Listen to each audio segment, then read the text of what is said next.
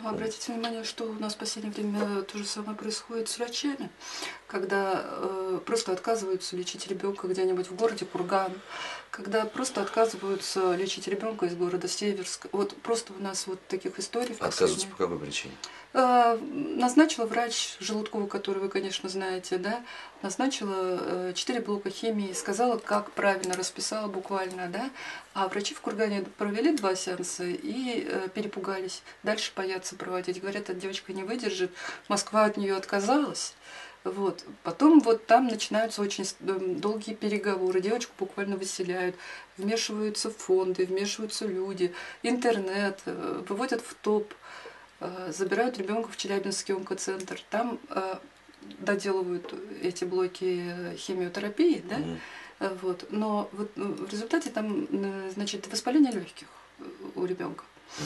Ее выписывают с воспалением легких, и ребенка везут в Москву, и она чуть не умирает по дороге от воспаления легких. То есть вот такие вещи, понимаете, их тьма тьмущая. То, что вот происходит сегодня с медициной, если поговорить с родителями, они все рассказывают, что деньги за укол, деньги за то, деньги за это, система. И это, кстати, не в Москве. Может, в Москве В и тоже, но Москве, к я, сожалению, происходит то же к самое, сожалению, допустим, в онкологическом центре на Каширке.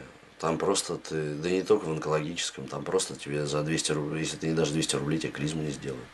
ну вот, как я знаю, в РТКБ вряд ли все-таки, да? В этих отделениях я знаю, что такого не происходит. В принципе, там чудесные врачи, совершенно бессеребренники, влюбленные в свою работу и в тех людей, которых они лечат, и в детей, которых они лечат. И до нашего прихода они были такими же. То есть это просто их гражданская, человеческая позиция. В одной больнице есть врачи, которые, зная, что у ребенка 4-я стадия раковой опухоли, и его уже ничего не спасет, у него метастазы по всему телу, скрывают это от родителей, назначают ребенку установку эндопротеза, а эндопротез заставляют покупать у определенной фирмы, с которой они завязаны. И эта фирма продает эти эндопротезы в 4 раза дороже номинальной стоимости. Потом, естественно, эти деньги распиливают, а ребенку ставят эндопротез, он через месяц умирает все равно, потому что он неизлечим.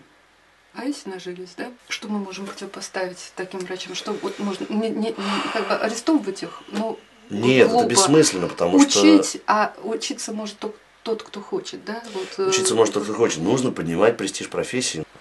Очень часто так бывает, что врачу для того, чтобы выехать на стажировку за границу, нужно тратить свои деньги на это. Потому что в бюджете, там, не знаю, городском или областном, или федеральном, ну, не прописано просто это. Ну, С другой стороны, ведь все-таки очень много и хорошего происходит, да? Есть какие-то замечательные спектакли, которые заставляют думать. Вот даже ваш этот вот последний спектакль «Джентльмен». Есть какие-то новые фильмы, которые можно смотреть, о чем-то задумываться и выживать, да, при этом как-то сохраняться, да? знаете, русское кино тоже находится в состоянии депрессии. Видимо, это отражение того, что происходит в стране. Но я за последние, там, не знаю, 5 лет не видел ни одного русского фильма. Наверное, не все, конечно, фильмы видел, но все равно, мне кажется, что для того, чтобы сделать вывод о некой общей тенденции, достаточно того, что я видел. Так вот, я вам скажу, что не видел ни одного фильма, который бы настраивал на какой-то позитивный лад. В этих картинах в основном наша страна представлена как страна сумасшедших, страна алкоголиков, страна потерявшаяся, страна потерянная, страна, не понимающая саму себя, не понимающая, куда двигаться дальше, не понимающая, что делать, страна убийц, воров, страна, в общем, полного мрака. В достаточно глубоком кризисе духовном страна пребывает. При всем при том, ну, нас не покидает при этом некое великодержавие такое, и мы продолжаем кричать о том, что мы самые великие, самые прекрасные, и Россия великая наша держава. Надо понять, что давно это никакая не держава.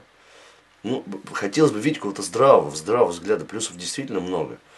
Но хотелось бы, чтобы как-то плюсы и минусы сопоставлялись, чтобы они как-то анализировались, и чтобы это было, ну, было здравое, адекватное отношение к тому, что происходит. Чтобы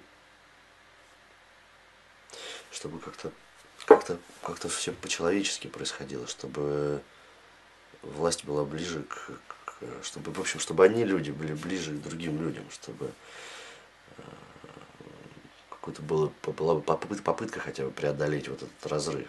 Это я убежден, что кино, как и любое другое искусство, все равно должно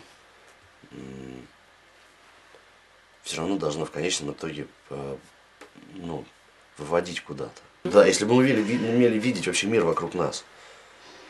Возвращаясь к вопросу о том, что отличает Ходорковского от там, других богатых людей, других олигархов, наверное, его все-таки отличает вот эта способность видеть и чувствовать не только себя, не только за себя, но и за других людей, понимать, что им нужно.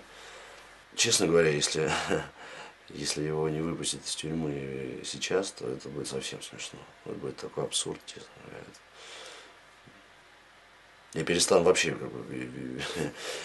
верить во что бы то ни было. Ну, это понятно, что ни выборов нет, ничего нет. По существу у нас в стране хунта такая. Там, головка людей, 50, я не знаю, 100 человек, которые давно сами себя выбрали.